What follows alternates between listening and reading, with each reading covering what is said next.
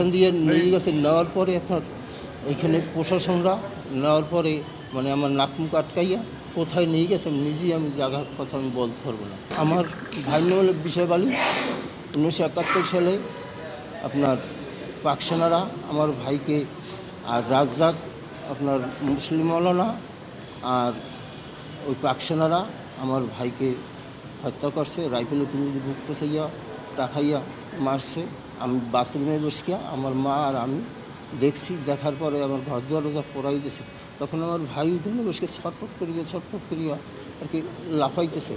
তখন আমার অপর বাড়ি একটা বাথরুমের বসে আমরা সব কিছু দেখি। এর মধ্যে বাড়িতে যে লোকজন যে চলে গেছে আমার ভাই উঠোনে পড়ে, তখন দৌড়ে এসে ভাইকে কোলে লছে।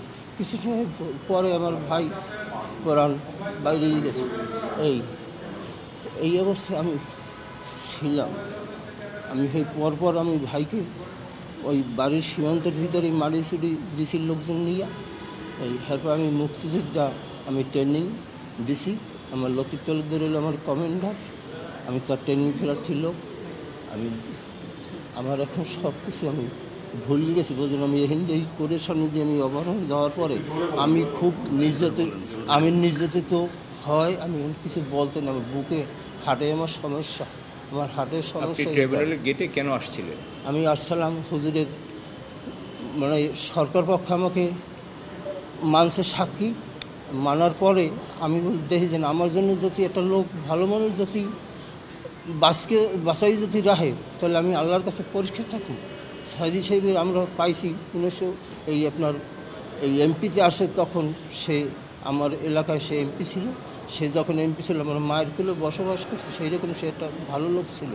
সেই জন্য সেই লোকটা যদি আজ যদি একটা মিথ্যে মামলা যদি তারে ফাঁসাই দেয়, সেইটাকে সত্য সাক্ষীর জন্য আমি আসছিলাম এই কোর্টে। তখন আমি অবরোহণ হয়ে যাওয়ার পরে আমি খুব নির্যাতন মুক্তিতে আমি এইভাবে এখন তার দীর্ঘ যাই মানে আমি অসুস্থ অবস্থায় নিয়ে গেছে। আপনার এইখান দিয়া নিয়ে গেছে কোনখানে আমি বলতে পারি না। এইখান দিয়ে নিয়ে গেছে, নেওয়ার পরে আপনার এইখানে প্রশাসনরা নেওয়ার পরে মানে আমার নাক মুখ আটকাইয়া কোথায় নিয়ে গেছে নিজেই আমি জায়গার কথা আমি বলতে পারবো না।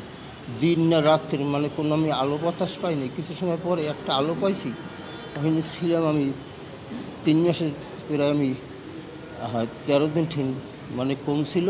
আমি ওইখানে রাখছি, ওইখান থেকে আবার চক্ষু বানিয়া আপনার নিয়ে গেছে আমাকে। এই অনেক সকালে গাড়িতে যে সমস্ত দিন আর কি এই গাড়িতে চালাইতে মানে বেলা শেষ, এই মানে আমার চক্ষু বন্ধ ছিল।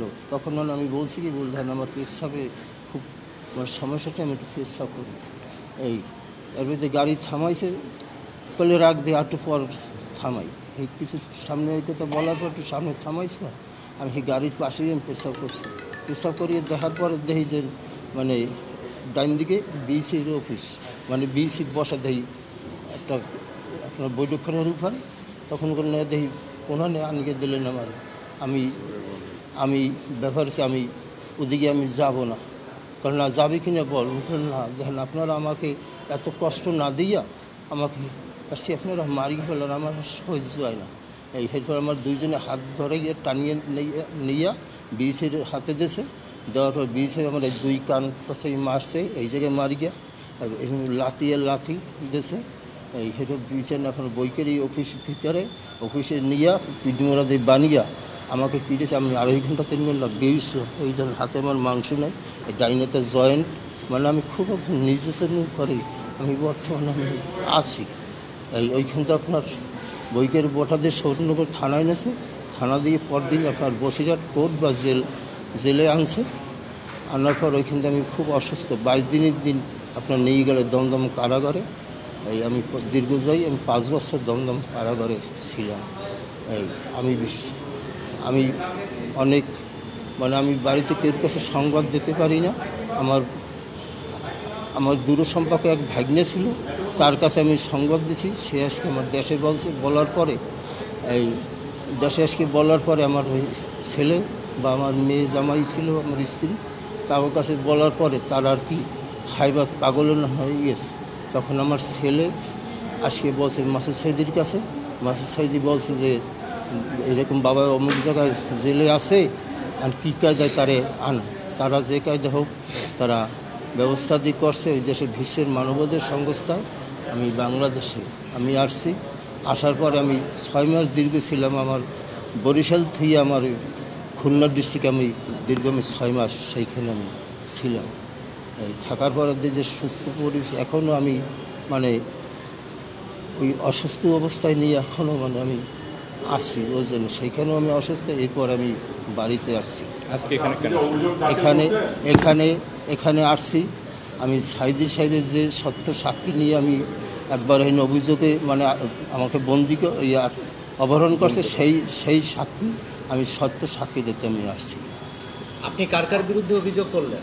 হ্যাঁ, কাকে অভিযোগ করলেন তার বিরুদ্ধে? আপনি যে অভিযোগটা জমা দিলেন সেখানে আসামি করলেন কাদের, আর কি চান আপনি? আর কী লেখা আছে সবই কাগজের লেখা আছে, বুঝলেন। আমি যেমনি আমি স্মরণ শক্তিটা আমার এখন নাই বর্তমানে। আমি হ্যাঁ,